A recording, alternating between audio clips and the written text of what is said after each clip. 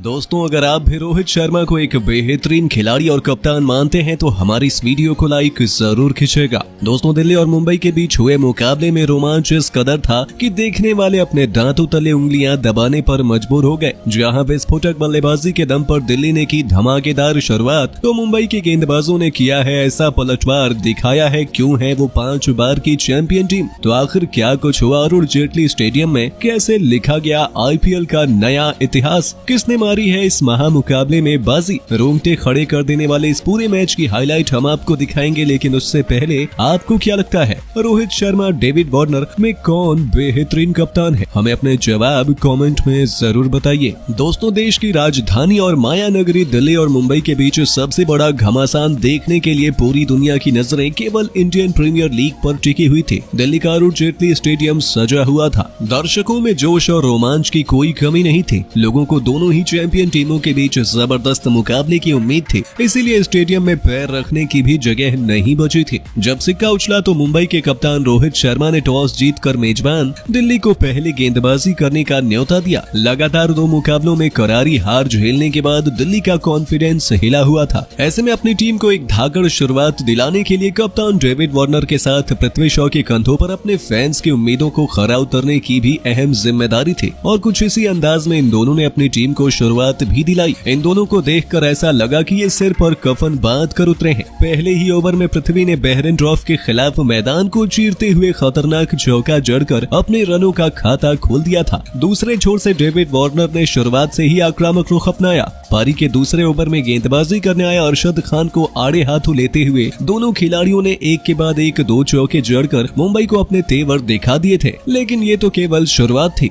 अपने घरेलू मैदान पर दोनों बल्लेबाज तबाही मचा रहे थे। कैमरन ग्रीन को भी इन्होंने नहीं बख्शा। रोहित शर्मा ने अपने सबसे महंगे खिलाड़ी को इस उम्मीद से लाया था कि वो अपनी टीम को पहली सफलता दिलाएंगे, लेकिन अपने ही देश के साथी खिलाड़ी की धज्जियां डेविड वार्नर ने उड़ा के रख दी थी। उनके अंतिम 2 गेंदों पर वार्नर ने अपना रौद्र रूप दिखाते हुए 2 चौके जड़कर मुंबई की हालत काफी खराब करनी शुरू कर दी। उन्होंने इतने खतरनाक चौके लगाए थे कि पूरा स्टेडियम दंग रह गया था। तो वहीं रोहित शर्मा भी उनकी बेहतरीन टाइमिंग देखकर हैरान थे। जहां उम्मीद की जा रही थी कि तेज गेंदबाजों को पिच से मदद मिलेगी, तो वहां ऐसा कुछ भी नजर नहीं आ रहा था और सभी की जमकर पिटाई हो रही थी। और ऐसे में रोहित ने चालाकी दिखाते हुए तुरंत अपने प्लान में बदलाव कर दिया और पावर प्ले के चौथे ओवर में ही उन्होंने ऑफ स्पिनर ऋतिक शौकीन को गेंदबाजी आक्रमण की कमान सौंप दी। हालांकि पृथ्वी शॉ ने उनका स्वागत एक चौके से किया था, लेकिन इस गेंदबाज ने ईंट का जवाब पत्थर से देते हुए पृथ्वी को अपने जाल में फंसा लिया। एक बार फिर बड़ा शॉट लगाने के प्रयास में पृथ्वी कैमरन ग्रीन को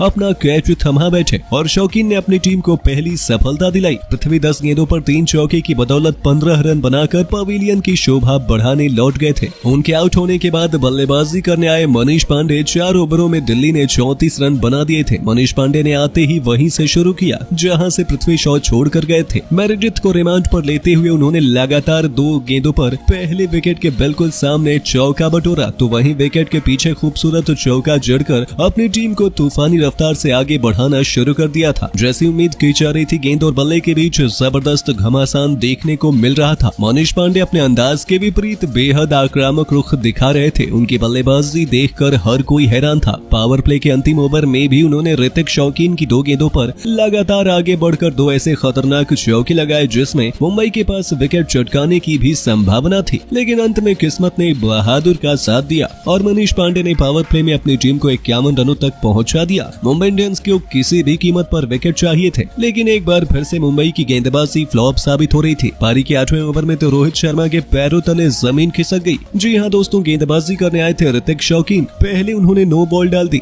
हालांकि उसके फ्री हिट पर डेविड वार्नर अधिक चालाक बनने के प्रयास में ज्यादा कुछ नहीं कर पाए, लेकिन उसके बाद दबाव में ऋतिक शौकीन ने इतनी बड़ी वाइट गेंद डाली कि बल्लेबाज तो क्या कीपर भी उसे नहीं पकड़ पाए और दिल्ली को गिफ्ट में 5 रन फ्री में मिले। तो वहीं इस ओवर में कुल 16 रनों की बदौलत दोनों बल्लेबाजों ने इस पारी का सबसे महंगा बना दिया। 8 ओवरों में ही दिल्ली की टीम 75 रनों तक पहुंच गई थी। ये दोनों बल्लेबाज रुकने का नाम नहीं ले रहे थे और ऐसा लग रहा था कि इनका इरादा दिल्ली को 200 रनों के पार पहुंचाने का है। लेकिन मुंबई भी वापसी के लिए जानी जाती है और ऐसे में ये मुकाबला काफी रोमांचक होने वाला है। लेकिन दोस्तों, आपको क्या लगता है, दिल्ली और मुंबई में से कौन सी टीम प्लेऑफ में जा सकती है? हमें अपने जवाब कमेंट में जरूर बताइए और ऐसे ही शानदार खबरों के लिए सब्सक्राइब कर लीजिए हमारे YouTube चैनल को। वीडियो अच्छी हो तो इसे लाइक जरूर करें।